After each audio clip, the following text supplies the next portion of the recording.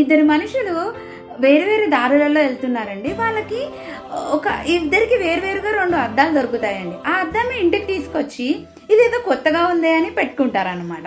So ఆ అద్దం ఎంత బాగుంటుందంటే వీళ్ళు అసలు ఎలాంటి పాత బట్టలు వేసుకున్నా, చిరిగిపోయిన బట్టలు వేసుకున్నా, ఫేస్ అసలు ఏమి బాగాలేకపోయినా, అంటే కడుక్కోకపోయినా, స్నానం చేసుకో చాలా అందంగా కనిపిస్తుంటుంటారు.